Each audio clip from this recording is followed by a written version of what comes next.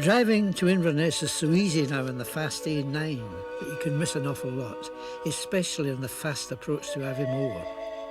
You have to remind yourself that on each side of you stretches the loneliest and highest stretch of country over 4,000 feet in Britain, renowned for its wildlife and semi-permanent snowbeds.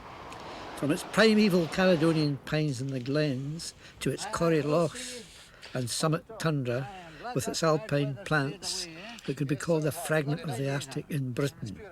To learn its secrets, you have to be a strong walker and an experienced hillman. There is an easy way, however, towards understanding what is about you.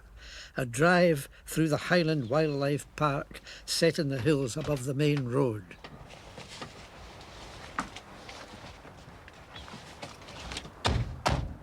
It's not just today's animals of the Spey Valley I've come to see, but wildlife of all Scotland and some which used to be here but we've lost. You know, about 2 million visitors have driven through this park since it opened in 1972 as an educational and historical centre showing indigenous species of animals and birds. Now, Tom, these are mouflon over there. They're a type of wild sheep that comes from Europe and Asia. They aren't actually natives of Scotland, but they were presented to us a few years ago. And as they are a distant relative of the Surrey sheep, we have kept them and we breed them here.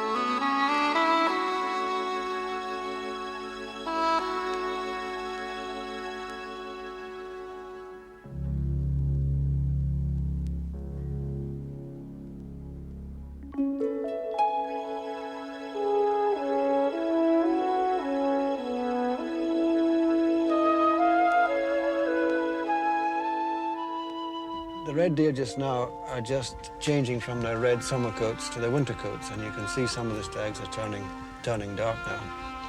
They've just finished cleaning the horns. The old horns drop off late March and April, and a few days after the old ones drop off, the new horn starts growing. It's got sort of April, May, June, July, and August to grow, and by September, they're all cleaned off and smart looking, ready for the rut starting. And there's a horse. That's a Przewalski's wild horse, and that is the rarest animal we've got in the park. There are only between 300 and 400 left in the world.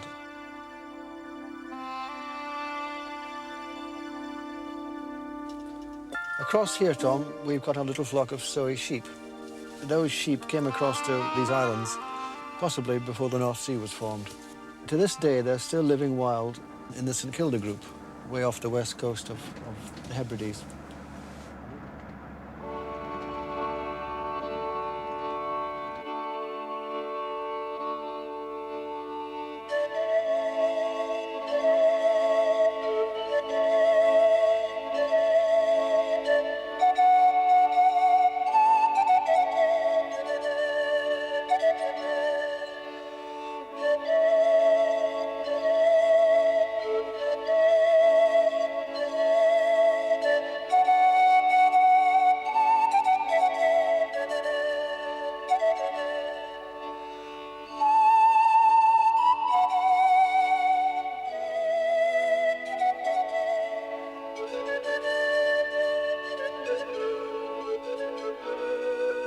Over there to the right, Tom, we've got our herd of European bison. Now, those bison are related to the American bison. They live mainly in a forest called the Bula Vista Forest on the borders of Poland and Russia. Britain, of course, was part of Europe before the English Channel was formed. Scotland was continuous with Scandinavia, and the landscape here has close similarities with the Dovrefjell in Norway. They still have the big forests. Ours were mostly destroyed by man, and some of the animals that depended upon them died out, but one that held on was the pine marten. This liveliest member of the weasel family was once confined to remotest Sutherlandshire. This is an animal that is expanding in Scotland quite rapidly, quite successfully too. We have got them in the Spey Valley. Now, they've always been at the top end of the valley at Verricky Estate, but now they're spreading down the valley, and it's grand to know that they're around. I think it's all the new trees that's doing it. I think so. It gives them an enormous amount of cover. And Marvellous animal. Oh, they're a beautiful animal. They're marvellous things. You know, they can catch fish. They can swim as fast as an otter. Aye. And they really come out at night mainly, don't they? They're mainly nocturnal, yes. Yes. You see them in the headlights of your car. That's the only time I've ever seen them in the wild, anyway. Aha. Now, here we've got polecats. You know, that's an animal I've never seen in the wild. Well, the only place I've seen them in the wild has been in rabbit snares.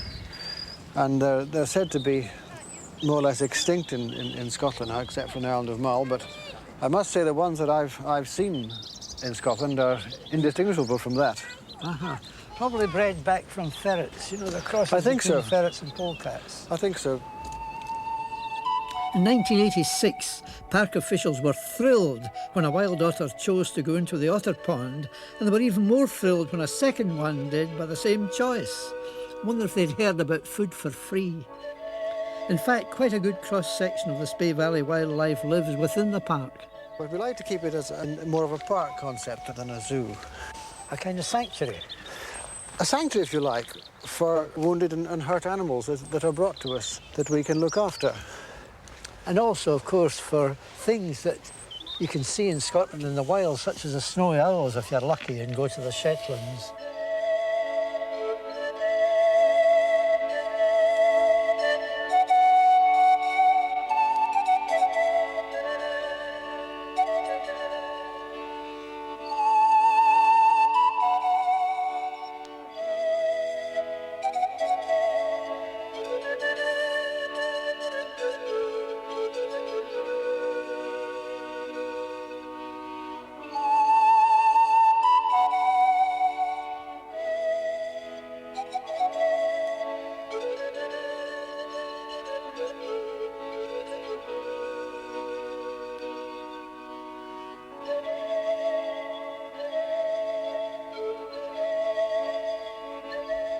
Something marvellous happened in the 1950s.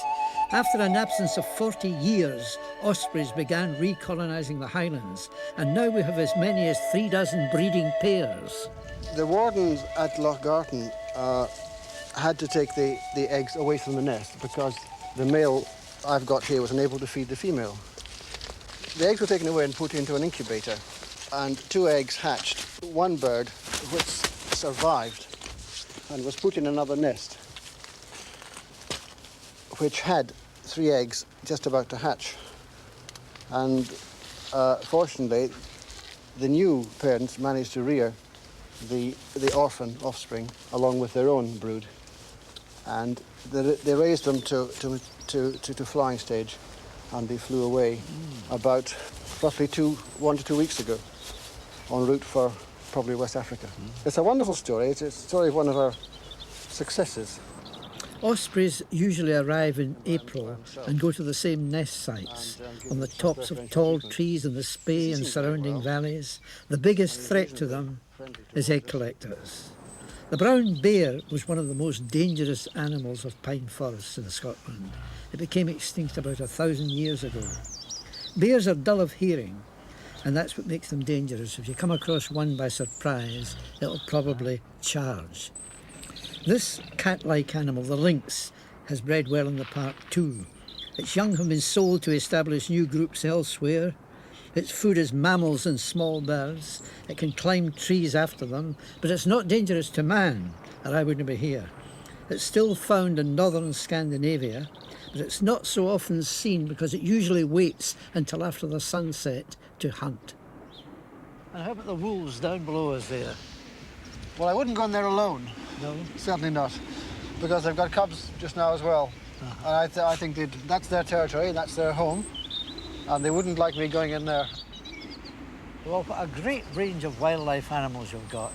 I think it's terrific to be able to go around that park, see all the roamers, and then look closely at the things you've got.